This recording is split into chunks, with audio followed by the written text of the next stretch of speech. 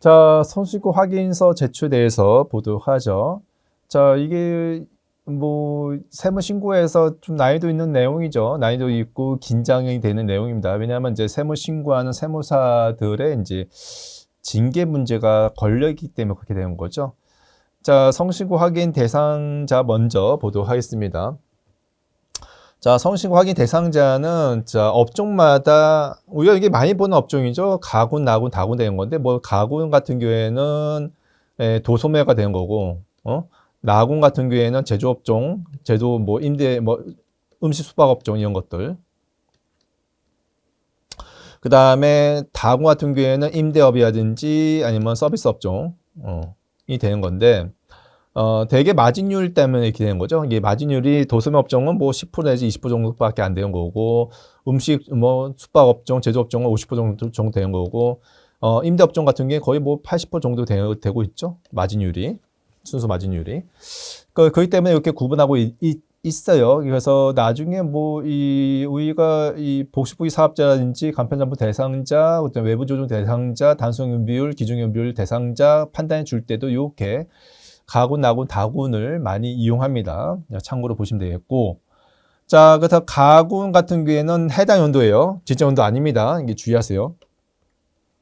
해당 연도의 수익 금액이 15억 넘었다 하인다면 성실구 확인 대상자가 되는 겁니다. 자, 7억 5천만 원 넘었다. 나군은, 그 다음에 다군이 5억 원 넘었다. 했을 때. 이게 두 배씩 뛰진 않죠. 다른 거 틀리게. 딴 데는 두 배씩 떼었는데, 이게 원래 두 배씩 떼었는데, 이 법이 이제 나중에 많이 바뀌면서, 요게 구간이 두 배가 안 되게 되어 있어요, 이게. 이건 두 배 되고 있죠, 이게. 두 배 되고 있는데, 이거는 이제 1.5배 되고 있죠. 그래서 이게 헷갈리기 쉬우니까 주의하시고요. 자, 넘어가 보도록 하겠습니다. 그래서 이것도 한번 참고로 보라는 얘기예요. 제가 일부러 복식부기 사업자 판단해 준 거, 외부 조정 대상자 판단해 준 거, 성실신고 확인 대상자 판단해 주는 게 가군, 나군, 다군이 거의 유사한데 다른 것들은 두 배씩 올라가고 있죠. 두 배씩 올라가고 있는데 이건 두 배씩 올라가지 않고 있다 얘기입니다. 이건 두 배인데 이건 1.5배밖에 안 되고 있다. 이렇게 참고로 보시면 되겠고요. 자, 넘어가도록 하죠. 자, 그 다음에 수익금액 대상 금액은 직전연도 아니고 당해연도가 되고 있다는 거. 그래서 딴 것 때문에 복식부기 사업자가 아닌 경우에도 성실구 확인 대상자가 되는 경우가 발생할 수 있어요. 복식부기 사업자인지 간편담보 대상자인지는 직전연도 수익금액 가지고 판단하게 되는 건데, 성실구 확인 대상자는 당해연도 수익금액 갖고 판단하다 보니까 전년도에는 수익금액 얼마 안 되지만 당해연도에는 수익금액이 굉장히 많다 하인다면 간편 잠보면서 또는 단순 경비율 적용하면서 이거 안 되겠네. 단순 경비는 별도 얘기네요. 간편 잠보 적용해 주면서 성실구 확인 대상자가 되는 경우가 있습니다. 자, 그 다음에 두 개 업종을 경험하고 있다면은 주된 업종으로 환산해 주게 되는 거예요. 주된 업종으로 환산해 주게 된다. 그래서 만약에 가군과 나군이 섞여 있다. 그러면 이건 두 배씩 올라가고 있죠. 그래서 가군이 주된 업종이다. 그러면 나군의 수익 금액을 두 배로 뻥튀기해서 합산해 주면 되는 거죠. 가군과 그 다음에 다군을 하고 이게 경험하고 있다. 두 가지 사업을 같이 하고 있다면은 가군이 주된 수입이다. 그러면 가군을 중심으로 해서 이게 1.5배, 그 다음에 2배 되고 있죠. 이렇게 뻥튀기해서 가군 기준에서 15억 넘는지 넘지 않는지 판단해주면 되겠다. 되게 임대업을 많이 해요, 사람들이. 임대업을 많이 하면서 음식 숙박업을 하고 있다. 그러면 이게 1.5배 되고 있죠. 1.5배 하고 있으니까 음식 숙박업을 하면서 5억 벌고 있다. 7억 5천만 미만이니까요. 그렇죠? 근데 임대업을 만약에 예를 들어서 2억 하고 있다. 7억 5천만 미만이니까는 성실구 아니구나. 이거 하면 큰일 납니다. 1.5배를 뻥튀기 해줘야 되는 겁니다. 그러면 3억 되겠죠, 이게. 3억 하면 8억이 넘었죠, 이제. 7억 5천만 원 넘고 있으니까 성실구 확인 대상자 되는 겁니다. 이런 것도 주의하세요. 자, 그래서 판정 사례 보게 된다면, 자, 신규 사업자다. 신규 사업자이기 때문에 빠진다. 이런 거 없어요. 무조건 당해연도의 수익금액 가지고 판단합니다. 그래서 7억 5천만 원 넘었다. 그러면은 성실구 확인 대상자 되는 겁니다. 자, 전년도 매출이 적었다 해도 그거 상관없습니다. 전년 매출과 상관없이 당연도만 판단하는 겁니다. 적든지 말든지 상관없다 얘기죠. 자, 중도의 법인이 바뀌었다. 그러면은 바뀌거나 말거나 당연도의 개인 사업자의 수익 금액 가지고 판단을 하게 된 거죠. 7억 5천만 넘지 않고 있으니까 대상이다 얘기죠. 자, 아까 얘기했던 음식업종, 부대 본선 임대업종 아까 얘기했고요. 그래서 주된 수익 금액을 환산해서 간다 얘기입니다. 자, 넘어가 보시고 자, 공동사업자는 늘 나오고 있죠. 개인 사업자와 따로 판단합니다. 공동사업자 그걸 한 거저 보기 때문에 공동사업자만 따로 떼내서 성실고하기 대상자인지 아닌지만 판단해주고 나머지 개인 사업자들 다 합산해서 수익금이 넘고 있는지 넘지 않는지 판단하게 되는 거죠. 자, 공동사업자는 개인 지분과 무관하게 하고 별도 판단한다 얘기입니다. 자, 그렇게 하시고요. 그 다음에 연환상 같은 거는 소득세법에는 없습니다. 일반적 케이스 없다 생각하시면 돼요. 그러니까 연환상에서 만약에 한 달 동안 1억 원의 임대 수익 발생했다. 그래서 12개월 환산해서 12억 수익금 발생한 걸 보겠다. 그럼 성실고 아니냐? 아니에요. 연환상 같은 거 없습니다. 접대비 제외하고는 접대비 기부한도 제외하고는 기업 업무 추진비 제외하고는 연환상해 주는 게 없다고 생각하시면 되겠습니다. 자, 보도록 하죠. 자, 성실고 확인자는 이제 세무사, 회계법인 이런 사람들 얘기한 거죠. 회계사도 마찬가지고요. 자, 넘어가 보시고 세무 신고한 세무사가 남의 그 거래처에 성실고 확인 대상 확인해 준 건 상관없어요. 세무조정했던 세무사가 성실고 확인해 준 건 상관없는데 세무사가 자기 거 소득세 신고해 줄 때 소득세 신고할 때 성실고 확인은 안 됩니다. 가비한 세무사가 가비 거 신고 확인 신고 성실고 확인을 못 해주기 때문에 반드시 동료의 의뢰한 다른 세무사를 도움을 청해서 확인 받아줘야 되는 겁니다. 그래서 세무사 자기 확인 금지라는 규정이 있다 얘기입니다. 그래서 성실고 확인 이거에 대한 독특한 게 특징 되겠죠. 나머지 외부 조정이라든지 아니면은 복식부기라든지 세무조정이라든지 이런 것들은 자기가 신고 가능합니다. 자, 성실확인서 제출은 6월 달까지 하도록 되어 있죠. 일반적인 소득세 신고는 5월 달까지인데 성실신고 확인만 독특하게 6월 달까지 한 달 더 연장해 주고 있어요. 근데 그러면 내가 성신고를 하겠다 해서 성신고 확인 대상자 아님에도 불구하고 6월 달 신고할 수 있냐? 그건 안 됩니다. 그건 무신고로 간주합니다. 성신고 확인 대상자, 아까 얘기했던 가군, 나군, 다군에서 15억, 7억 5천만 원, 5억 원 넘는 자만이 가능하게 된 거죠. 따라서 성신고 확인 대상자가 성신고 확인서 제출한 경우가 종소득세 신고 기한 6월 달까지인데 만약에 난 안 하겠다. 알 수가 있죠. 난 자신 없기 때문에 성신고 확인서 제출하지 않겠다 하면 무조건 5월 달까지예요. 5월 달까지 신고해야지 무신고로 처리되지 않습니다. 자, 넘어가 보시고요. 그래서 성신고 했으면은 어떤 지원 제도가 있냐?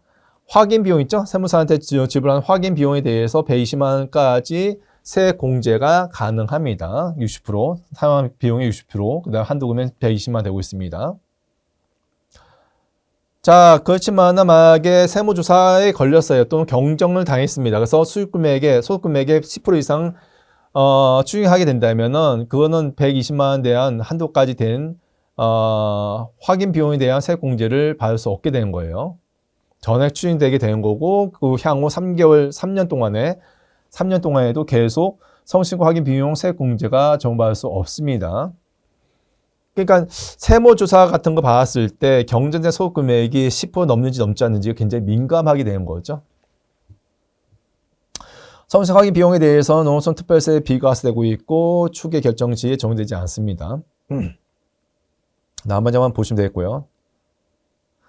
자, 그러면 또 어떤 혜택이 있냐? 성실 확인 사업자는 원래는 근로소득자만 인정받을 수 있는 의료비 세액공제, 교육비 세액공제, 월세공제 인정받을 수 있어요. 내용은 똑같습니다. 자, 넘어가 보시고요. 마찬가지 나중에 경정받았다, 세무조사 받았다. 그래서 수익금액 또는 피해건비가 20% 이상의 내용에 대해서 부인당했다. 확인되면은 그때는 자 세액공제 받았던 거 전부 다 추징 당하게 된 거죠. 의료비, 교육비, 월세세 공제에 대해서. 자 넘어가 보시고요. 자 그다음에 성실고 확인 대상자 의료비, 교육비, 월세세 공제에 대해서는 농어촌 특별세가 과세됩니다. 주의하세요. 과세되고 최저세 대상이 되고 있고요. 성실고 확인 비용 세액 공제에 대해서는 농어촌 특별세는 비과세되고 있고 최저세 적용 대상이 아닙니다. 이건 실비가 되기 때문에 그렇다는 얘기예요. 이거는 혜택이 준 거고 이건 실제 비용 나간 거니까 약간의 차이가 있습니다. 자 만약에 성실고 확인 비용은 의무를 하지 않았다 하게 된다면 5%의 가산세 나오죠. 5%의 가산세 나와요. 성실고 확인 비용에 대해서 확인서를 확인을 하지 않았다면은 산출세액에 5% 가산세 나오고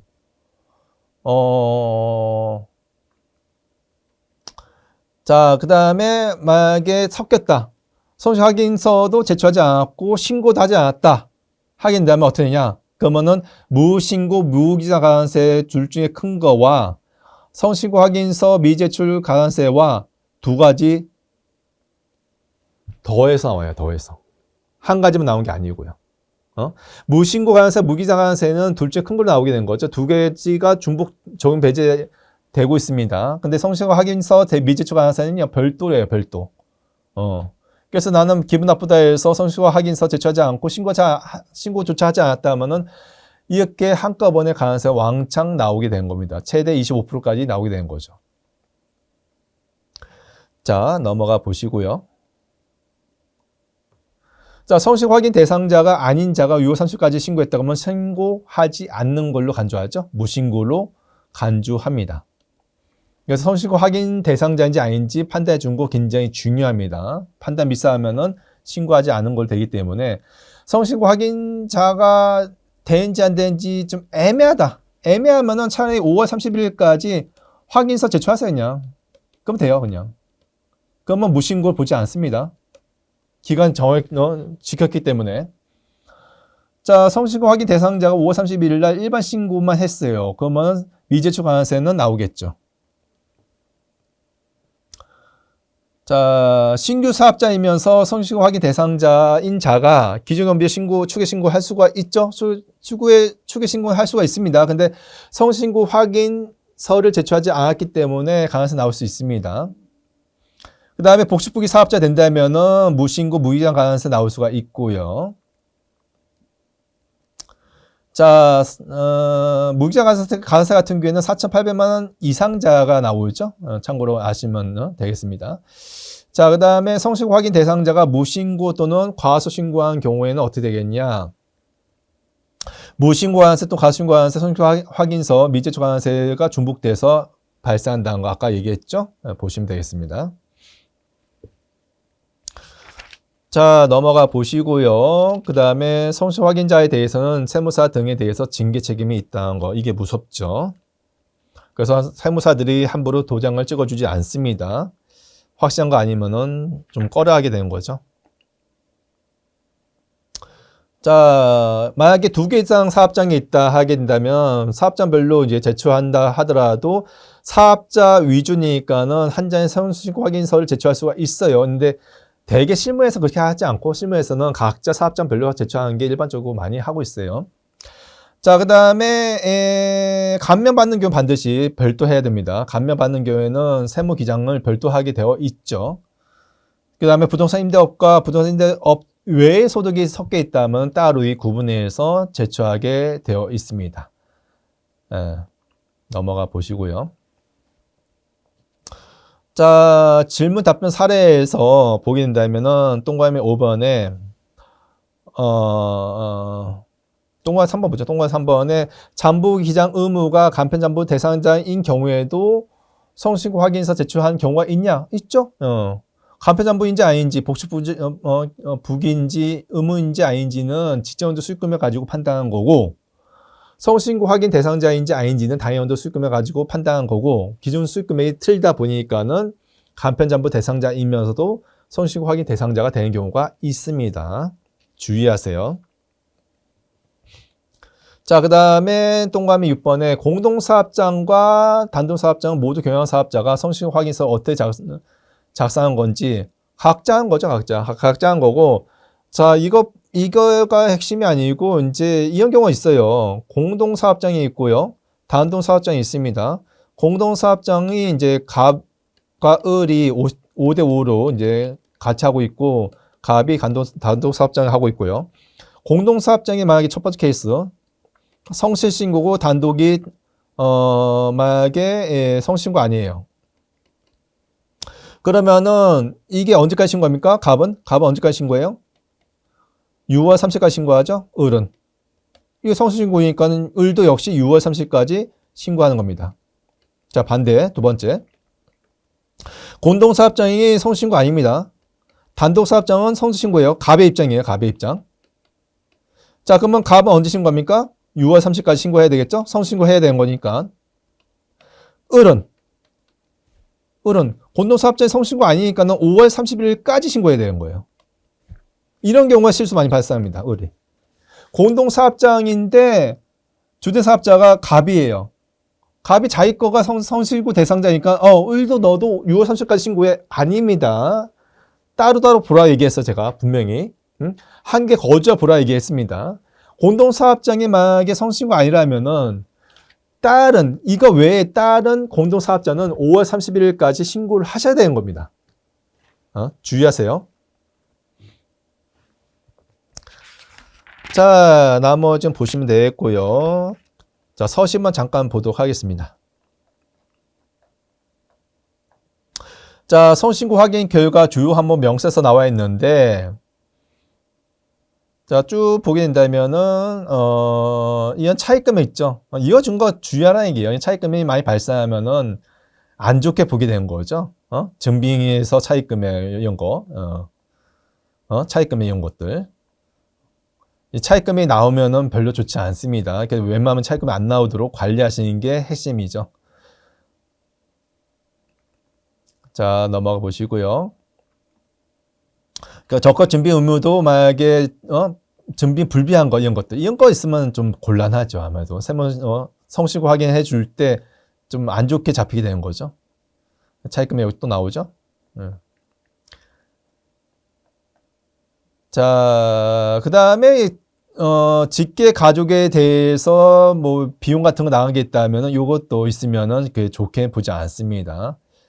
성신고 확인 대상자 같은 경우에는 웬만하면은 직계 좀비소한테 인건비 같은 거 이게 처리되지 않는 게 좋고요. 처리하게 된다면은 관련된 증빙 같은 거 반드시 보관하세요. 출퇴근 뭐 이런 것들, 일지라든지 어떤 일을 했는지 그런 것들 간단히 내용을 좀 보관하실 필요가 있습니다. 그 다음에 쭉 또 봐서 자, 성신고 결과 사업자 확인 사항에서 예, 아니요 나와 있는데 아니요 적은 거는 밑에 나오게 된다면 아니요 적은 거는 비고난의 차익 금액 및 사유 기재하라 이렇게 나와 있지만은 좋지 않은 거죠 이게. 그래서 웬만하면 아니요가 안 나오도록 좀 관리하시는 게 좋습니다. 예, 이 정도 하도록 하겠습니다.